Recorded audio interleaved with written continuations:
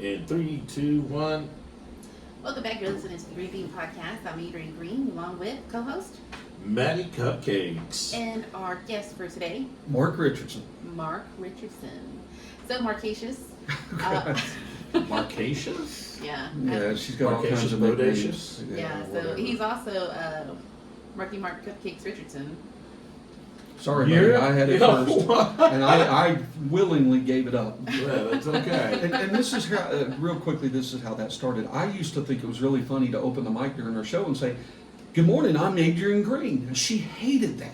Well, because it was something that he did with the previous co-host. No, I never introduced myself as the previous co-host because I didn't really care that much for her. Well, I've heard y'all do it, and No, I was like, No, that's I don't a lie. like it. That's I a don't lie. like it. That's a lie. Not a lie. Ding, ding. Not a lie. Nice. Bravo. Bravo, Mixmaster. So, Marcacious. One of the things that we've talked about is, if you weren't doing broadcasting, what is like your dream job that you would do? And Wow. Okay, finish your question, I guess. unless it's changed since we last talked, you've said that you would love to be like a motivational speaker.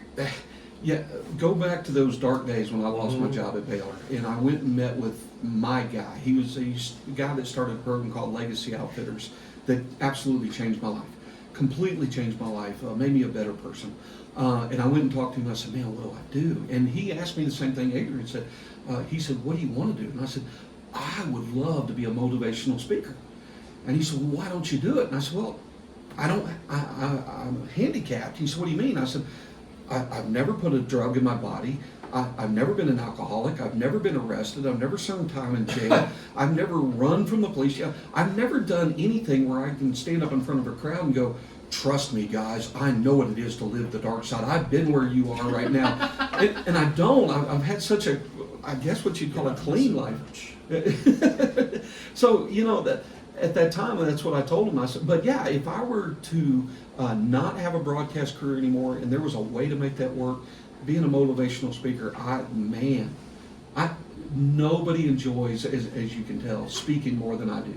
I've had an opportunity to speak at some large scale conferences with a couple thousand people, and the rush I get before walking out and taking the microphone, and when I start, and when I tell that first opening joke or whatever it is, it's got to be as good as any rush there is from drugs or alcohol or anything like that. So, I would love to be a motivational speaker.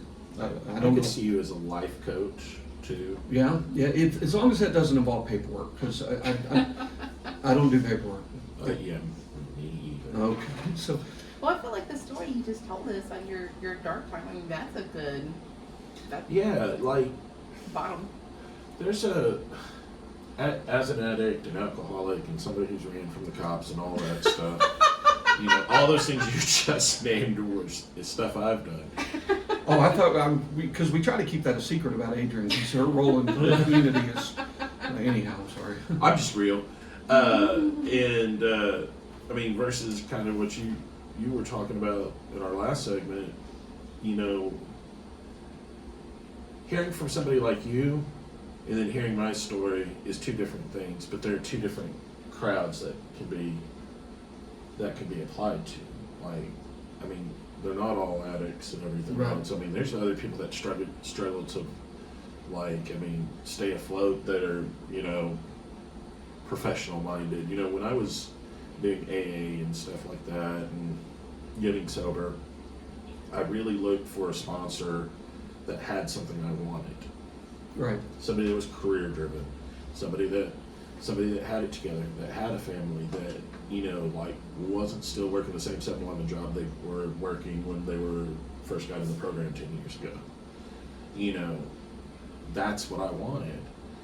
And when people say, if somebody can look at you and get into your shoes and you can get into theirs, you can help anybody. Just being there, being present for those people is life-changing, because I have several mentors that have maybe not walked the same path as I have, but have definitely directed my life. Well, I'm going to go back to talking about it's what you do with your life and anything you can do to uplift a person's life, especially kids. And with all those years working for the Boy Scouts and running big camp programs, I've had the opportunity, you mentioned it a minute ago, I've had the opportunity to work with a lot of kids that don't have any kind of role model, let alone a male role model at their house. Or they don't have either one, or mom and dad are strung out or whatever. And so don't ever pass up an opportunity in your life to make somebody else's life better. And that goes back to why I can't say no to anything hardly, is what I'm going to jump around, but Adrian and I both know somebody that has routinely said things like, I don't want to do that because I just think that whoever we're helping is going to abuse it. And I've often said that wouldn't you rather risk, let's use something that's a big thing in this town, Angel Tree. Adrian and I support that all the way to the core because it helps seniors and kids. Why wouldn't you rather risk buying presents and Christmas presents for a kid and risking that their parents are going to return it for cash and go get cigarettes or alcohol or whatever, with the idea that maybe they won't and those kids will be touched? So wouldn't you rather risk being burned than not doing the right thing? Yeah, and when I lived on that note, on a side note on that, when I lived in Norfolk, we did lots of programs for the community, like Nest, something sandwich, and then like several things through the church. Anyway, and to watch those kids that came into that church and came and got their only meal for the day was a sack lunch and stuff. I don't care if you take that sack lunch and they're feeding the homeless guy on the corner, one of them. As long as I've reached the other 10, I'm fine with it. Yeah. Just, somebody's always going to abuse the system. Right. Like that. That's the thing. And people get so tied up in not helping each other because of that. It gets unreal. I've put back doors on people's houses here during winter because they didn't have one. Right.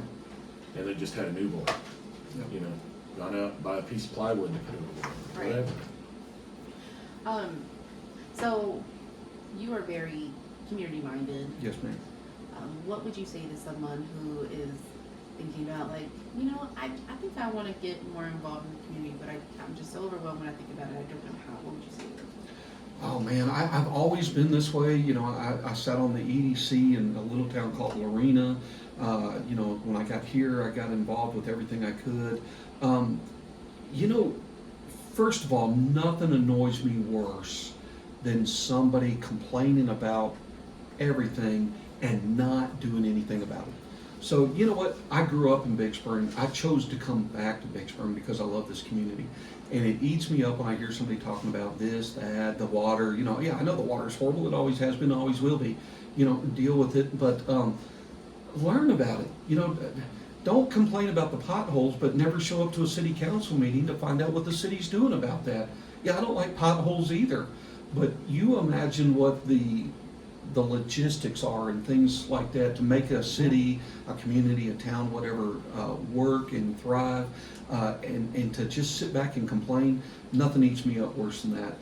So what do I suggest? Man, if there's something that bothers you, learn about it. If you don't like the way a city's being run, rather than taking to Facebook, which is something I've been dealing with here lately with an absolute, well, I'm just going to say it, moron, talking about things he doesn't know about, and just whining about things. Figure it out. Learn about it. Now, I'm not telling you have to become mayor. You don't have to sit on city council or anything. I choose to go to that next level, but not everybody has to do that. But before you blast a person, an organization, or whatever, find out both sides of the story. I'm bad about it. When you call sports, the official's always wrong. My advantage to that is I officiated for a long time, so I know what they're going through. It doesn't stop me from criticizing, but at least I can say I know what it is. So I'm not sure if I'm answering your question there, Adrian, or not, but here's another thing that bothers me, and that's a person that never volunteers for anything in their life. They're very comfortable and confident in letting other people raise their kids. Now they may be great parents, but if you've never helped coach a T-ball team, first of all, you've missed out on the coolest thing in the history of the world. Second of all, man, you're probably that parent that's sitting in the stands that's complaining about my kid doesn't get enough playing time. You're probably complaining about the coach. You're probably complaining about the umpire. You're sitting in the bleachers at a basketball game and, that's a foul, that's a foul. It's not. Why haven't you done something about it? Why didn't you volunteer? And I don't care whether it's the Boy Scouts, which obviously is my big passion, Girl Scouts, Salvation Army, anything like that. I got to, years ago, I was recognized as the Community Spirit Award winner, I think is what they called it for Coahoma. And that was what I told the students was, find something you're passionate about and volunteer your time and give your resources to it. There's my ice machine dumping ice in case you're wondering what that was. But volunteer your time and volunteer your resources because you put your money where your mouth is. Yeah. And I never let somebody else be responsible entirely for my kids. I helped coach every team, and usually I was the head coach, but I was the assistant coach for every sport my kids played in. I worked with my son all the way through him getting his Eagle Scout, which was great. He got his Eagle Scout, the same troop I did here in Big Spring, Troop 5. Why let somebody else raise your kids? And that's one of my pet peeves, and that's one of the things I think you can do to get more involved in your community. Just find something you like and just volunteer. Be the change. Yeah, like I said, never let anybody outwork you, and parenting and volunteering is work. So, don't let anybody out volunteer you, so. You know this for a fact. As a matter of fact, your daughter was a part of the halftime performance at Howard College basketball the other night, and I wondered how come you weren't out there in leotards, Matt, helping coach the dance team. There's a lot of popping and locking going around my house, and there's not enough unlocking. Some Tylenol will take care of that for you, buddy. Gosh. Getting old is horrible. No, just what you said about kids being a handful and everything. Ellie is a handful sometimes, but she's still my kid and everything. And I grew up with a parent, and guys, if you go back and listen to my interview, and I don't talk about my dad very much. And my dad worked really, really hard and stuff, but wasn't ever present. Right. And stuff. And all I wanted was a dad to show up. Yeah, I hear you. Show up to practice, not just drop me off, not mom just drop me off, but I just wanted a dad to be there. I think he umpired one time at a T-ball game. We were in Boy Scouts until we went to Winnipeg, New Mexico to the Tubin slopes, and he broke his ribs, and that was the last time we did anything with the Boy Scouts. My dad taught me that it was better to quit than to continue. Can I interrupt that? Yeah. Because there's one thing that I see happen a lot, and my son got really, really mad at me at one point, but I never let my kids quit. Now, they didn't have to sign back up the next year, but once they started something, and my son had a bad experience in Little League, when we moved to the point where I could no longer coach his team, and he was now playing on somebody else's team, and honestly, he didn't want any more to do with it, and I refused to let him quit because I think that in our society right now, we've accepted quitting. Yep. Now, that doesn't mean that I was going to it wasn't going to be easy for me to sit there and watch him ride the bench a lot more than when I coached and things like that. But I hear about it all the time, and I hear about it at the high school level now, especially kids on teams quitting mid-season and stuff. And what they don't realize, and what I don't think the parents realize, is how much that affects everybody else. When somebody quits a team, it leaves everybody else in a burden. And I'm using sports analogies because that's what I know. I was fortunate my parents didn't miss meets or games or things like that. But we have got to get back to the point where quitting is not okay. It's not an option. Not everything. I understand. Not everybody's going to wind up playing for a state championship football team or volleyball team or softball team, but if they committed to it, they have to at least get through that season. Right. And there's so much that can be learned from riding the bench too. You know what I'm saying? Just because your kid's not in every play, just because your kid's not in every quarter, you know, doesn't mean they're not learning something about Right. life Absolutely. in that thing. And, you know, quitting is allowing them to fail. I think that's a strong way of saying it, but I agree with you 100%. I So, agree with you 100%. Wow. Do you have any other questions for Mark before we cut him loose for the evening? I do. We're in my house and you're cutting me loose. Okay, go ahead. How do pelicans build their house?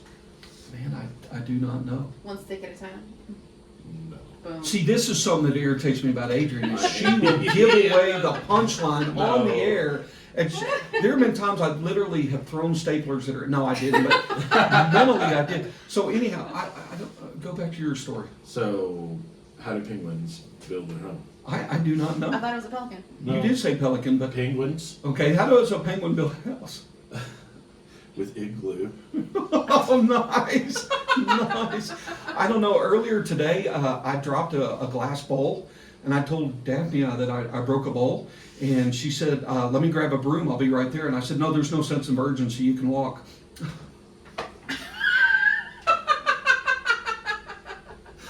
Oh my gosh. All right. Oh, she probably heard that too. Hey, you have enough dogs that you pretty much. I'm pretty sure you have a pretty nice dog house. There's 3 dog houses on the back porch. Oh, you could just like make a Yeah, it's Big not house. because I have 3 A dog dogs. It's just dog porch. Yeah.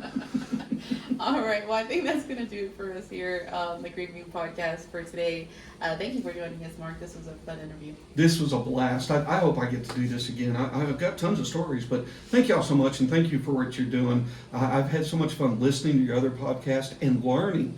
I learned so much from like Raul, who works with us, and Sheila Abusab and stuff. So your podcasts are doing a lot of good, and I think they're very informative and very instructional. I've enjoyed doing this. I can see why.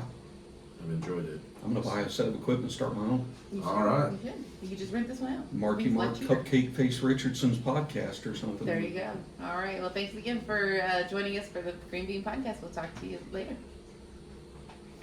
Later. Bye.